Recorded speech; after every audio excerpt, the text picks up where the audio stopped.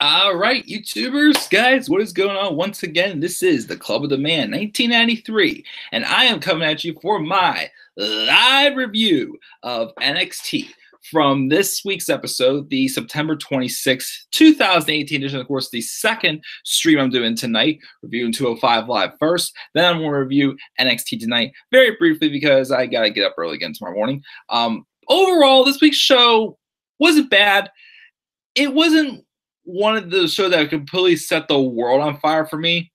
It was just a lot of lower end matches I felt that were good showings, don't get me wrong, but I didn't expect really too much out of them. I mean, the main event was solid. The tag team match we got tonight actually was pretty good. But most of it was just average matches to put people over with some good stuff, around it. So overall, it was still a good episode, but not one of the strongest, mind-blown episodes of NXT we've really seen. But it was still good. It was tolerable, and stuff felt like, though, that it mattered at least. So let's get right into it, and let's talk about this episode. We start off with, if I should bring out my inner Samoa Joe, Regal! William Regal making his way out, and he's saying that he feels like he's getting closer to finding out who attacked Aleister Black. But then gets interrupted by the Undisputed Era. Adam Cole says, week after week, instead of doing your job, you continue to come out and play Sherlock Holmes. Roderick Strong loves that show and wants the GM to do his job and prevent future attacks like the ones which happened to Black. And they want him to do something about the War Raiders because they're, on their tails about to attack them. Cole's demands that something be done to reprimand Ricochet. GM wants to know what for. Cole says that Ricochet is ducking him. He's giving Pete Dunne a shot at the North American Championship before me. I want my rematch right now. Well, then Regal reminds Cole that you haven't even asked for a rematch yet. He wanted Dunne to soften up Ricochet, but what's worse is they ruined their match last week. Cole thought the villain would be distracted by his investigation, but he was ready for him. And then Regal says, in 2 weeks, you will get your NXT North American Championship rematch in a triple threat match with Ricochet and Pete Dunne, which, if done good, could be a pretty good match. I may do live reactions for that. Well, maybe, depending on, what's going on, because Survivor's going on right now, so might not be able to. But that still could be a good match because Adam Cole and Ricochet have great chemistry. I'm sure Pete Dunne, Ricochet, and Adam Cole could put on a hell of a match as well. Of course, Cole is not happy about that. But then Regal also says that Strong and O'Reilly would be busy as well because in 3 weeks, they're going to defend their tag titles against the War Raiders. So we're going to go see some war in 3 weeks as the War Raiders get their first tag title shot as well. I'm pretty sure, again, that match is going to eventually, I thought we were going to get that with, what we got with the crazy ending to last week's main event, but I'm pretty sure that match we'll get more of a set idea of who's all going to be inside the steel cage at TakeOver War Games 2 in the War Games match. I'm still predicting a long shot, British Strong Style, the Undisputed Era, and Ricochet teaming up with the War Raiders inside the inside War Games. I still think that's the match we're going to get. I'll probably make my NXT TakeOver War Games 2 match card very soon. Of course, keep putting over as well. Let's get more views on the Evolution match card, though. We're almost near 100 views for that, but I want that to get to 1,000 so bad. So bad. I haven't had a match card have a lot of views. Well, again, the Extreme Rules match card is almost to 1,000 views. At 993 last I saw. But I know my match cards do so much better on views than they've been because this year my match card views have sucked. Again, the most views I got was 4,500 views on my Backlash match card, and that match, that show once again sucked. But that was that. But I will be making my printed match card for TakeOver War Games 2 very soon. We see an interview with Johnny Gargano as he's entering the building. He's back in action next week, and he's going to take on Tony Nese. Random, but okay. It's nice to have something to look forward to again. After his loss to Velveteen Dream, he had to go home and regroup. He apologized to the NXT Universe because he's always been honest with them, and he lost himself. But now he's ready to come back and be Johnny Wrestling once again. But as he's trying to walk away with his wife, Candice LeRae, Lacey Evans stops them and questions LeRae, wondering why she hasn't done anything to help her husband. A real woman would fight with her man rather than try to keep things separate like Candice has been doing, keeping their personal life and their wrestling life separate. Of course, Candice starts barking at her, but Johnny keeps them apart, as we're probably getting a match with Candice LeRae and Lacey Evans soon. Okay, then. We then have a hype video for Lars Sullivan saying he's going to be in action next. But first, we get a photo shoot promo with the, can I say it, Velveteen Dream. Kathy Kelly tries to get a word with him. The Dream tries to walk away because they've already talked about how he stole the show in New York. They've already talked about how he beat Johnny Gargano or Johnny Failure. He doesn't want to talk about him, or the man who's not here, or the man who attacked the man who's not here, the NXT champion. Kathy Kelly asks, he's implying Tommaso Ciampa if he's one who took out Aleister Black. Velveteen Dream then says he's not a snitch, but the writing is on the wall. So maybe the Velveteen Dream does know something.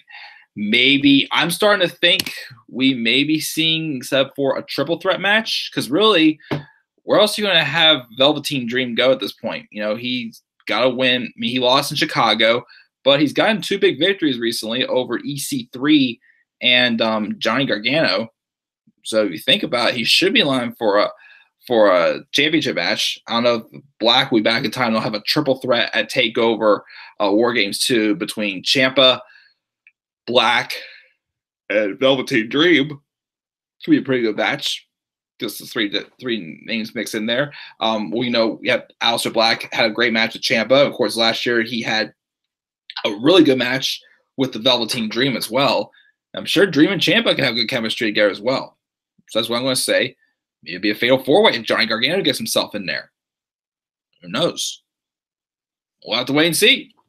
But we have that happening. We then have Lars Sullivan taking on some jobber, Victor Orchant.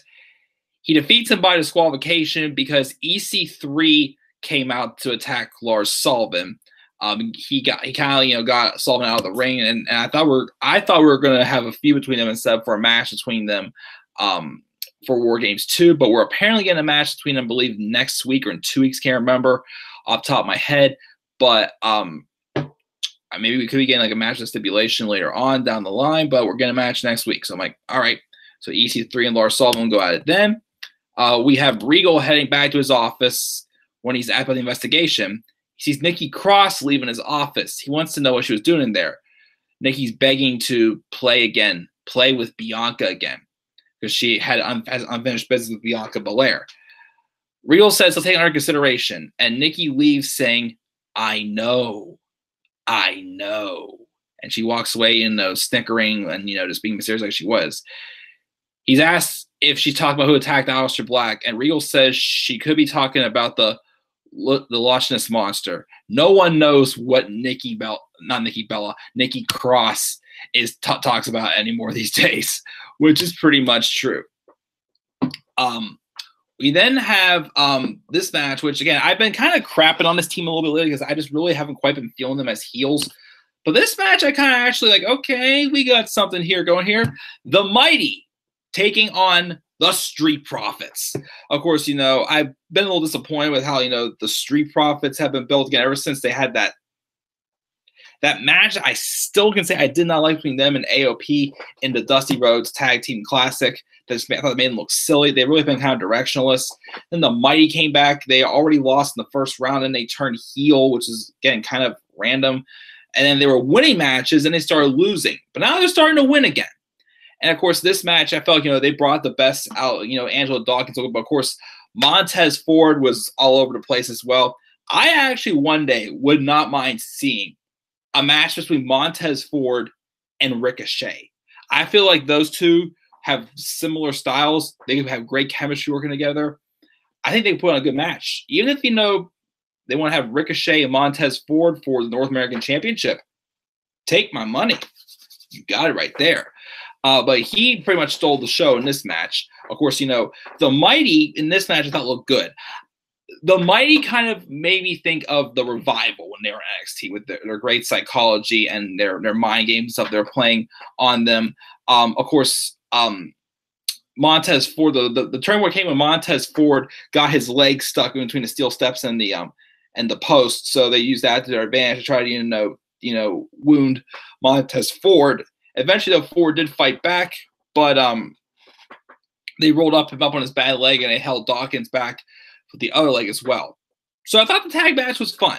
It didn't really. It made the Street Profits, especially Montez Ford, were really good, and I thought it made again the Mighty again in this match with the way that their psychology and the mind games they were playing in this and how physical they were. Again, it reminded me of the Revival.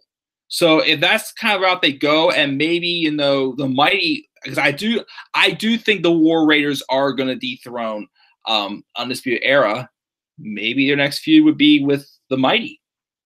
That could be. So I'm starting to see the light at the end of the tunnel with the Mighty. Again, I was just confused as they were winning all their matches when it turned heel by cheating. Then they started losing their matches. It felt like 50-50 booking. It's like, okay, I'm not really getting anything behind here. But I think both teams count as looking strong, and I look forward to seeing if the Mighty try to inch their way towards the tag titles eventually. So I think they definitely do deserve that. But they win the match there. We didn't have Kairi Sane taking on Vanessa Bourne. Wasn't a bad match. It was not too long, but Kairi eventually wins with the insane elbow drop. After the match, Shayna Baszler comes out. She gets into the ring, says that she's only here to talk. Shayna tells Kairi to celebrate with the title while she can because the clock is about to run out on that. Same one in Brooklyn. She admits it. That one hurt her. She's not gonna take that out on her right now, though. She's invoking her rematch clause. She promises to drown Kairi, drop anchor on the Reign, and take back her title. Kairi gets on the mic and says you can have your rematch, but she wants to have it at Evolution. Shayna smiles and heads out of the ring, pretty much saying, accept. But then Kairi gets back on the ring and says, but remember, one more thing, I will beat you again. And you know what? Again, I remember, thinking like, okay, Kairi Sane win the title off of Shayna Baszler. It's not a terrible idea, but again, we've already seen her beat Shayna. But then again, think about this. If they did this because of Evolution, there's obviously a history between these two. This match is worthy of being on Evolution. This was, the finals of the first Mae Young Classic.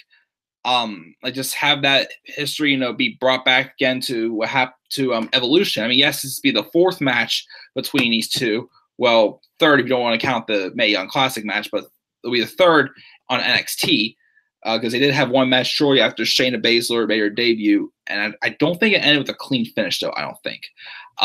So that might be the case there.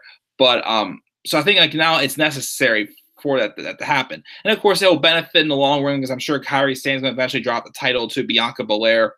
Could be a takeover. War Games 2, you never know. If not, then definitely at takeover Phoenix or takeover Arizona, whichever. Because the Royal Rumble is going to be at Chase Field in Phoenix, Arizona in January. So that's probably where NXT takeover is going to be. So we could be seeing that there. And then Kairi going to the main roster probably night after WrestleMania. That's what I'm going to say for now with that. But so yeah, I definitely think now that's a match definitely worthy. I mean, again, I would have liked to see Dakota Kai be the one to dethrone Shayna Baszler, but obviously she's not really anywhere close to being on the levels like Bianca Belair and a few other superstars as well for the women's division are at. Of course, there's rumors now that when NXT UK comes out, Dakota Kai may be going after the UK women's title. So we'll have to wait and see what happens with that. So, but yeah, I'm looking forward to their match at Evolution as well. We see Tucker Knight backstage helping his heavy machinery partner Otis Dozo get ready for the main event as he's in the main event match against Tommaso Ciampa. Then we see Kona Reeves getting interviewed. I'm sorry. Keith Lee's getting interviewed, asking about what's next. He's 2-0, and the Limitless One needs gold to become who he is. Then Lee walks in on Kona Reeves. He big time to ignoring an offered handshake and says Keith Lee needs to wait until he's done before barging in. Keith teases him about having the finest losing streak in NXT and offers to face him in the ring so Kona can bask in his glory. So I guess we'll get in that match soon. We're also seeing an EC3 and Lars Sullivan next week as well. And also the Forgotten Sons will be in action once again. Then we got our main event, Tommaso Ciampa versus Otis Dozovic. It was very obvious that Ciampa was going to win this match. He's facing a guy part of a tag team. But I did think he brought out the best in Otis Dozovic. Of course, that theme music by Tommaso Ciampa is badass. Like, I'm this close to downloading it for my phone. That and like 2 other songs I want to add to my phone for music as well. But I think I'm going to download Tommaso Ciampa's theme music to my phone because it is badass. But again, I think he made, Otis look pretty strong as well. Of course, there was a time where, Ciampa tried to, leave, but Tucker Knight came up and stopped him from doing so.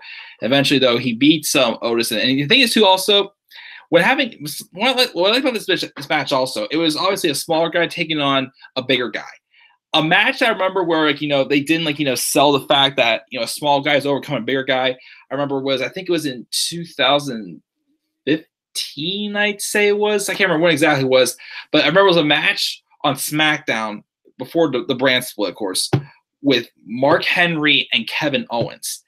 And, it was obvious at the time Mark Henry's being treated more of like, a jobber of a low card guy. And they had him lose to like, a pop-up power bomb to Kevin Owens. But it just didn't – the match was not believable that, that Owens won the match. This match, at least, it looked like, Tommaso Ciampa had to work to get Otis Dozovic down with him being a bigger guy. And it worked because eventually, helped, Tommaso Ciampa eventually to beat Otis with that draping DDT that he did to beat Johnny Gargano at TakeOver Chicago too. And I thought it worked out good. Again, it was a match just to, give Tommaso Ciampa some time in the ring, give him another victory to keep his credibility as champion.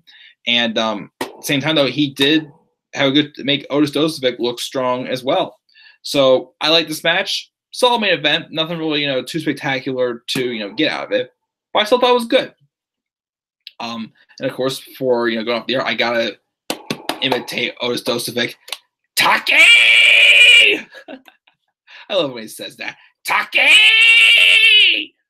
Heavy Machinery is definitely an underrated tag team. I really thought they were going to be the ones to dethrone Authors of Pain, but then they kind of got lost in the shuffle. Well, probably if Undisputed Era didn't come around, they probably could have been the ones to do so. But of course, Sanity got the rub also, which I was fine with that as well. But yeah, guys, that is it for this week's episode of NXT. Again, not a bad show, but nothing really setting the world on fire. Just some basic average matches to put some people over. Nothing really, too big further in storylines. We have some other matches that are coming up though the next few weeks that were the tease, like Candice LeRae and Lacey Evans. Next week, Lars Sullivan, EC3. 2 weeks we're getting the triple threat match for the North American Championship, Ricochet, Pete Dunne, and Adam Cole. We're getting the tag title match between Undisputed Era and the War Raiders. Of course, it was made official tonight. We're getting Kairi Sane versus Shayna Baszler at WWE Evolution as well. And I think that was all, I believe. Yep. But yes, that is it. Again, I'll give this episode of NXT a B, a strong B. Again, the matches were what they were. Nothing awful, but nothing must see. I felt definitely. But what grade would you give this week's episode of NXT? Excuse me, by the way. Leave us down in the comment section below. And as always, click buy, like, and subscribe. More coming on my channel. Follow me on Twitter at DemandAirBody3. Tomorrow, I unfortunately will not be able to do my special top 10 stream of the week as I have a dentist appointment. I'm going to be visiting friends in the evening. I'm going to be visiting friends in the evening on Friday again, but I will be able to do it sometime Friday afternoon. That might not be a good time for most of my viewers, but if you want to check it out afterwards, that'd be awesome as well. I'm not sure which topic I'm going to do yet, but I will say in October, because of the the Evolution pay-per-view, I will focus on some of the women's topics that were suggested to me by my friends here on YouTube as well. So guys, I'm checking out. I'll see you guys all later. Have a great night, and I'll talk to you guys probably Friday. So until then, guys, have a great night, and peace out, everybody.